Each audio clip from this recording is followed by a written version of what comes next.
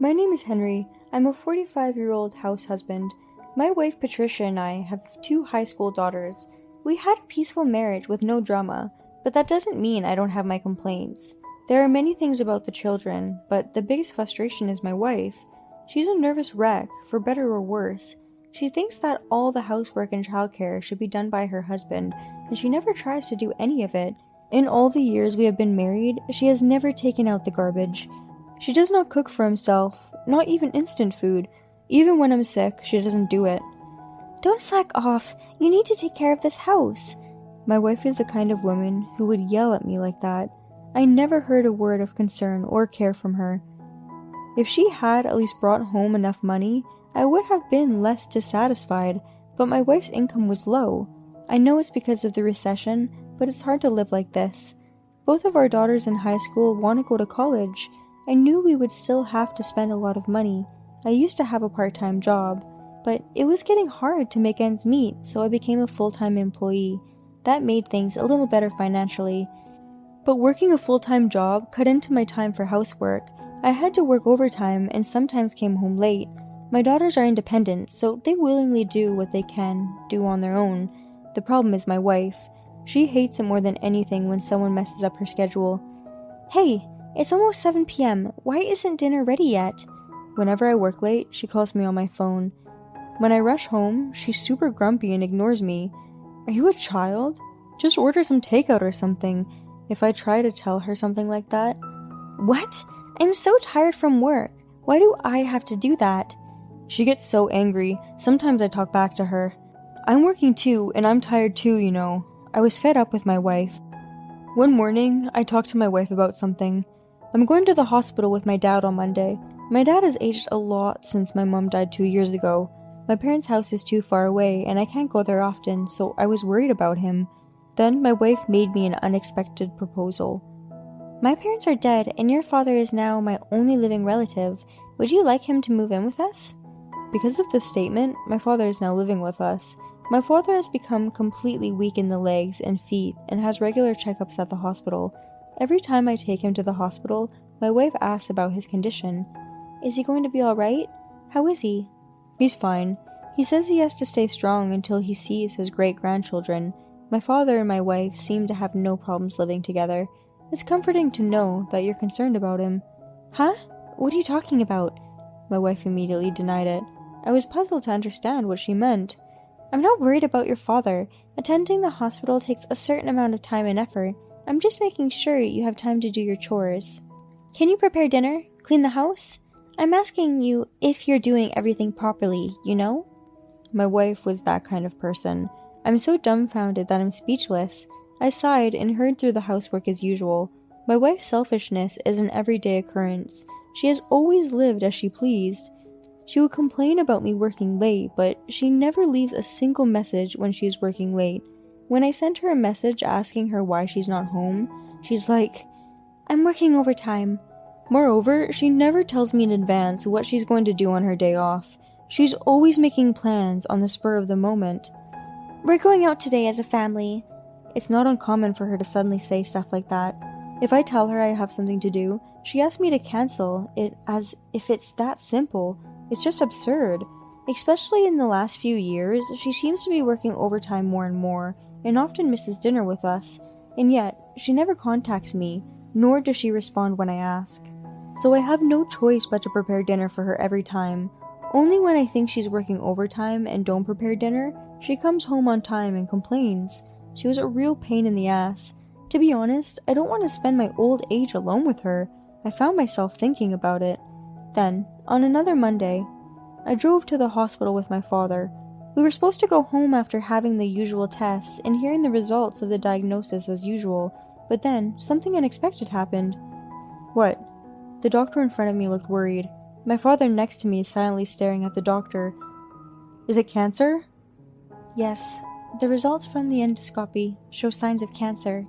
Since a detailed examination is necessary, we'll have to ask you to stay in the hospital. Oh no! I didn't know what to say. I don't even remember what the doctor said after that. When I got home, my father said he wanted to be alone for a while and went to his room. When I saw the door to his room close, I went into my bedroom and shed tears. My wife came home late that night. I told her about my father. She listened in silence. I'm going to be busy with it, so it might be difficult for me to do stuff around the house, you know. My wife didn't like what I said, but she didn't say anything. I wonder if she indeed understands.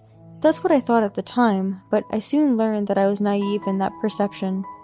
On a holiday right after my father was admitted to the hospital for tests, my 2 daughters were out and away from home.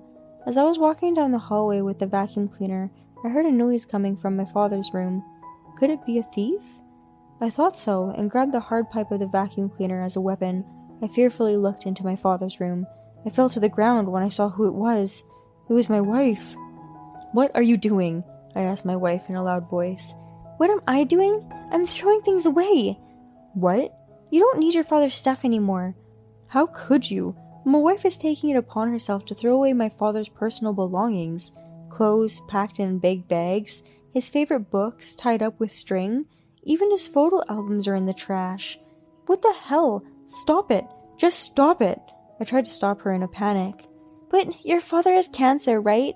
He's not going to survive, so we don't need these. My wife had just said the most ridiculous thing. What? We don't know for sure yet. Don't you dare assume he's dying. But he's lost a lot of weight lately. I'm pretty sure it's cancer. I will have his room when he's gone, you know. You already have your own room. Shut up. I can do whatever I want. My anger reached its peak with my wife's terrible words. She's a selfish woman by nature, but I thought her relationship with my father wasn't so bad.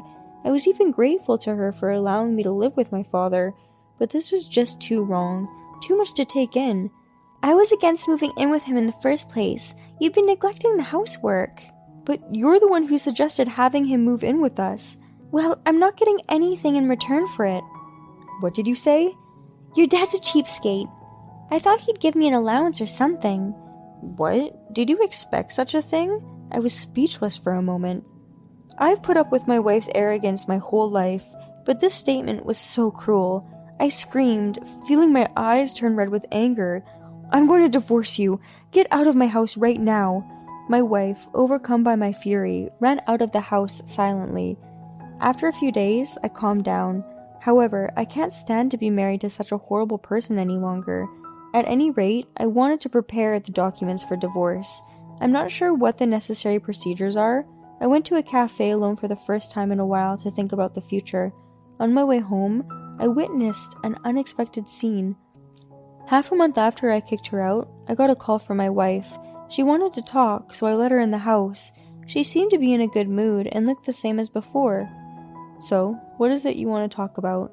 I've been thinking about it, and isn't it weird that I got kicked out of the house? You should be the one to leave. Why is that? Because I'm the breadwinner in the family.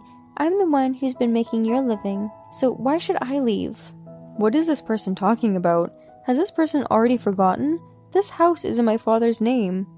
My father bought this house, so it's only natural that you have to leave. I didn't think she had forgotten. I laughed at my wife's stupidity. Yes, this house belongs to my father. He bought it for us when we proposed moving in together. Before that, we lived in a tiny apartment. My father paid all the expenses for the new house, and I felt bad for making him do that. But my wife was secretly thinking to have some allowance for my father. How could she be so stupid as to forget who owns this house? How can she think that it is her house? This house will belong to me and my children when my father dies. Shut up! Whatever. And it will be a joint property between you and me. Am I right? What do you mean? You said you were divorcing me. If we get divorced, we'll split the property. Then half of this house is mine. I'm sorry, but you're wrong. An inheritance from one's parents can't be jointly owned by a couple. Too bad. What? Really? Well, there are exceptions depending on the circumstances, but this house is still my father's. I mean, your father will be gone soon, and this house will be yours. Please don't decide on your own that someone's father will be gone soon. Before my father is gone, you and I will be divorced. Then I won't agree to the divorce. What an idiot she is. Do you think I'm going to say I'm not getting a divorce? And let me say this one more time. My father is still alive. He has cancer. He doesn't have that long. When my wife shouted that, someone came in. Too bad. I have a long life ahead of me, son. My father appeared and said with a smile on his face, His legs were weak, but he appeared strangely energetic and high-spirited. "What? Why are you here?" My wife was in a panic. I guess she didn't think my father would be home when he was supposed to be in the hospital. "Of course I'm here. This is my house. And the tests are done, you know." "What do you mean?" I quietly told my wife, who looked at me in panic. My father didn't have cancer. "Huh?" The results of the thorough examination revealed a benign tumor that was easily removed. He's still weak in his legs, but otherwise, he's in excellent health. "What does that mean?" "It means I'm going to live a long time." My father took over and said with a big smile on his face, "Well, you made a mess in my room, Patricia. It was hard to clean up, but well, after the divorce, your room will be open. I can use it as storage room, and I'll have more room. Thank you for leaving." I didn't know my dad could say such a thing. His miraculous recovery from his suspected cancer has given him a new lease on life. He seems 10 years younger. My wife, who had been in a state of shock for a while, came back to reality and gave a forced smile. "I'm glad you're doing well. Then, why don't you change the name of the house to your daughter as a gift while you're still healthy?" "No way. That's none of your business. By the way, you've been cheating on my son, haven't you?" "What? Why do you say that?" "And don't even try to cover it up or give excuses. If you don't make much money, you can't say that." In front of my wife's flustered eyes, I held out several photographs and documents. "Can you explain this, honey? You said you've been in a business hotel for the past half month since you left home, but you were actually at the house of your secret boyfriend. See, here's the proof."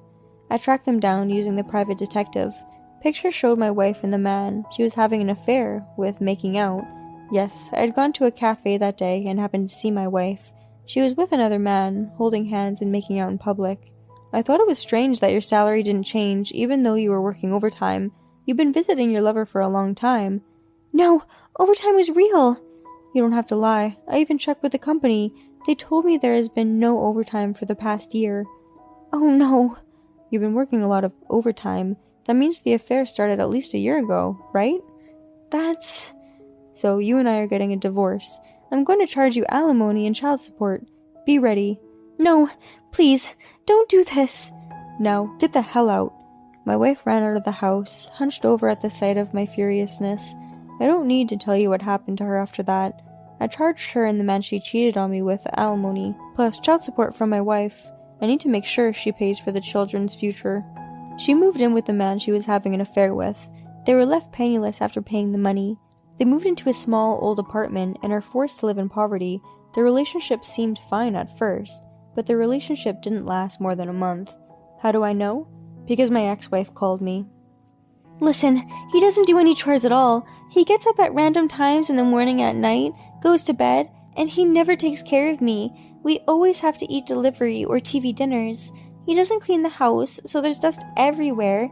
He doesn't take out the garbage, so there's no place to step in the house." The man with whom she was having an affair seemed to have been pretending to get her attention, but now that they're living together, he's revealed his true colors. He's not even working, he's just hanging out at home. "I can't take it anymore. Please help me." "What? Why should I help you? You're finally with someone you wanted to be with, even if you had to fake working overtime. I can't ruin that kind of happiness for you. Well, good luck with that. You made a fool of us, and you'll pay for it." "I'm sorry. From now on, I'll help you around the house. I won't act like a jerk to you, and I'll take good care of your father." "It's too late. There's nothing you can do now." "Oh no, wait, please." "Goodbye, Patricia." I hung up. Listening to a stupid woman's stupid story makes my ears itch. Then, apparently my ex-wife left her life with her lover and ran away. Their relationship was only good while it was a secret affair. I heard that my ex-wife had to quit her job because the truth had spread throughout the company, and people around began looking at her like she was a total jerk. She deserved it. Now that she's gone, my family is at peace. My daughters are enjoying life as usual.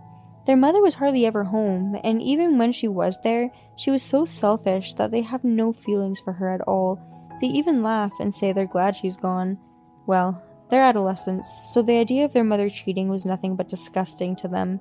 They say they'll never invite her to their weddings. Speaking of my dad, he's feeling much better now. He's been having a lot of fun at the Senior Citizens Club. He seems to be getting to know the ladies in the club. I'm still struggling with work and housework, but there are no more obstacles in my way. Life is beautiful now. I'd like to start preparing for a happy retirement.